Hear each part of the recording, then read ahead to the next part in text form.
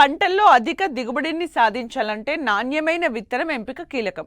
అయితే పంటల సాగులో రైతులు చాలా వరకు చీడపీడల నివారణకు అధిక ఖర్చు చేస్తుంటారు. కానీ నివారణ కంటే నిరోధనే మేలని మనకు తెలుసు.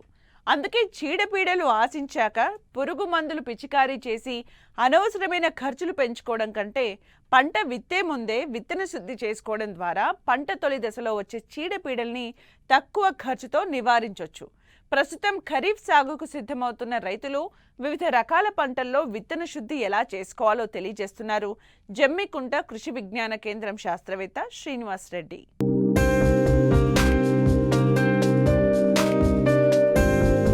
నాణ్యమైన విత్తనాల ఎంపిక ఎంత ముఖ్యమో శుద్ధి చేసిన విత్తనాన్ని నాటుకోవడం కూడా అంతే ముఖ్యం. విత్తన శుద్ధి వల్ల విత్తనం, నేల ద్వారా వచ్చే పురుగులు, తెగుళ్ల నుండి పంటను కాపాడుకోవచ్చు. కాబట్టి కనిపించని శిలీంధ్రాల బారి నుంచి విత్తనాలను రక్షించుకోవాలంటే విత్తన శుద్ధి ఆవశ్యకత ఎంతో ఉంది. దీనివల్ల మొలక శాతం ఎక్కువ ఉంటుంది, మొక్కల సంఖ్య కూడా పెరిగి మంచి దిగుబడిని సాధించవచ్చు. విత్తన శుద్ధి విత్తనానికి రక్షణ కవచంలా పనిచేయడంతో పాటు మొక్క ఆరోగ్యంగా పెరిగి తొలి దశలో పురుగులు, తెగుళ్లను అరికట్టి తరువాత దశలో పిచికారీ మందులు, కూలీలపై పెట్టే ఖర్చును తగ్గించుకోవడానికి తోడ్పడుతుంది.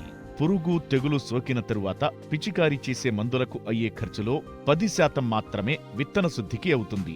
విత్తన శుద్ధి చేసేటప్పుడు ముందుగా కీటకనాశిని మందులతో శుద్ధి చేసి తరువాత నీడలో ఆరబెట్టి శిలీంధ్రనాశిని మందులతో శుద్ధి చేసి చివరిగా జీవరసాయన మందులు లేదా జీవన ఎరువులతో విత్తన శుద్ధి చేసుకుని నీడలో ఆరబెట్టి విత్తుకోవాలని సూచిస్తున్నారు కరీంనగర్ జిల్లా జమ్మికుంట కృషి విజ్ఞాన కేంద్రం శాస్త్రవేత్త శ్రీనివాసరెడ్డి.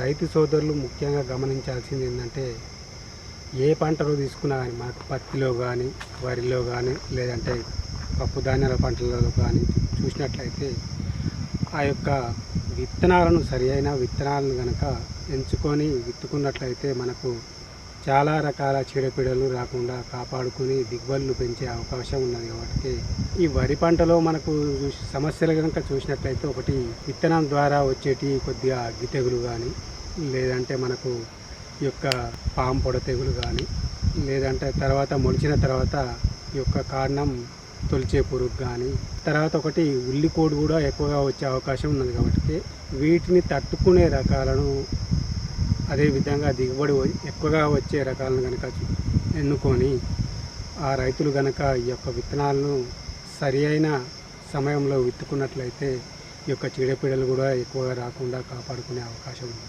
దాంట్లో వరి విత్తనాలను కనుక ఎకరానికి ఒక 25 కిలోలను తీసుకొని వాటిని నానబోసేటప్పుడు ఒకసారి విత్తన శుద్ధి తప్పనిసరిగా చేసుకోవాలి.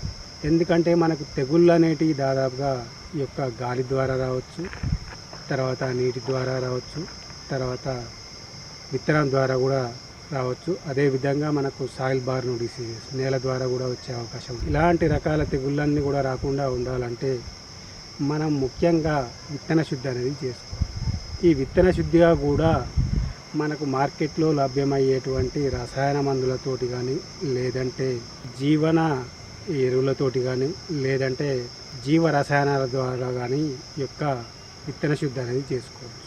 ముందుగా మనకు ఈ యొక్క రసాయన మందులు కనుక చూసినట్లయితే కార్బెండిజం మరియు మ్యాంకోజిబ్ కలిసినటువంటి ఈ యొక్క సాఫ్ కానీ, స్ప్రింట్ కానీ, లేదంటే బావిస్టిన్ కానీ, ఈ 3 మందులలో ఏదైనా కానీ విత్తనానికి పట్టించేటప్పుడు ఒక 2 గ్రాములు కనుక కిలో విత్తనానికి కనుక కలిపి విత్తన శుద్ధి చేసుకొని వడ్లు నానబోసేటప్పుడు ఒక 25 కిలోలు ఎకరానికి కనుక వాడినట్లయితే ఒక 50 గ్రాములు కనుక దాంట్లో నీళ్ళల్లోనే కలుపుకొని 24 గంటలు కనుక నానబోసి మండగట్టుకున్నట్లయితే ఈ యొక్క తెగుళ్ళను మనం విత్తనం ద్వారా రాకుండా ఒక నెల రోజుల వరకు, అంటే నారు దశలో వరకు కూడా ఎలాంటి తెగుళ్ళను కూడా రాకుండా కాపాడుకునే అవకాశం. తర్వాత నారు దశలో వచ్చే ఇంకోటి మనకు ప్రధాన సమస్య ఏంటంటే, వరిలో ఈ యొక్క మొగిపురు యొక్క రెక్కల పురుగులు కానీ ఇవి చాలా తిరుగుతున్నాయని చెప్పేసి చాలామంది కూడా చాలా రకాల మందులను కూడా పిచికారీ చేయడం జరుగుతుంది.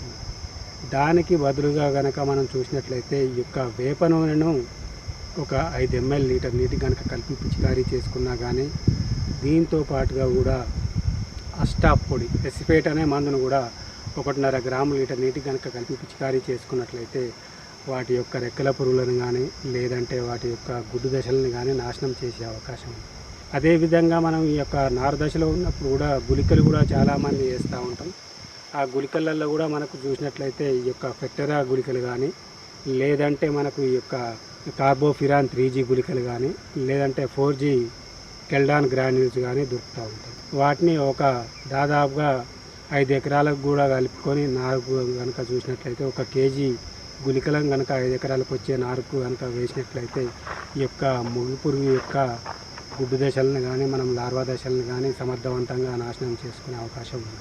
అదేవిధంగా దీంతో పాటుగా వరితో పాటుగా కూడా ఇప్పుడు దాదాపుగా వర్షాలు పడగానే ఈ యొక్క పత్తి కూడా చాలామంది రైతులు కూడా విత్తే అవకాశం ఉన్నది. కాబట్టి ఈ పత్తి ఆల్రెడీ మనకు ఈ యొక్క పురుగు మందుల వాటి ద్వారా విత్తన శుద్ధి చేసే వస్తుంది.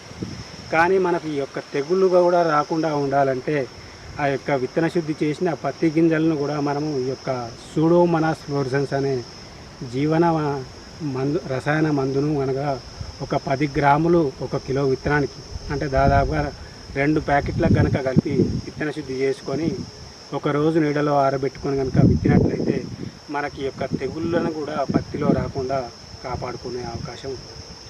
తర్వాత కందులో కూడా చాలామంది రైతులు కూడా ఈ యొక్క వర్షాలు పడగానే కంది విత్తనాలను కూడా విత్తుకునే అవకాశం ఉన్నది. కాబట్టి ఈ యొక్క కంది విత్తనాలను కూడా మనకు ఎలాంటి విత్తన శుద్ధి చేయకుండానే వస్తున్నాయి. కాబట్టి ఈ యొక్క రసం పీల్చే పురుగులు కూడా రాకుండా ఉండాలంటే మనకి యొక్క ఇమిడాక్లోపిడ్ అనే మందును ఒక 5 ml కనుక కిలో విత్తనానికి కలుపుకొని విత్తి తర్వాత విత్తన శుద్ధి చేసి ఎండకు ఆరబెట్టుకొని అదేవిధంగా దీంట్లో కూడా తెగుళ్ళ మందులను కూడా కలుపుకునే అవకాశం ఉన్నది. కాబట్టి తెగుళ్ళు కూడా రాకుండా ఈ యొక్క సూడోమోనాస్ ఫ్లోరసెన్స్ అనే మందును కూడా ఈ యొక్క విత్తన శుద్ధి చేసిన తర్వాత ఒక 3-4 రోజుల గ్యాప్ తర్వాత మళ్ళీ 10 గ్రాములు కిలో విత్తనాన్ని కనుక కలిపి నీడలో ఆరబెట్టుకుని విత్తుకున్నట్లయితే కూడా ఎలాంటి తెగుళ్ళను కూడా మనం రాకుండా కందిలో కూడా ఎలాంటి తెగుళ్ళను రాకుండా కాపాడుకునే అవకాశం ఉంది.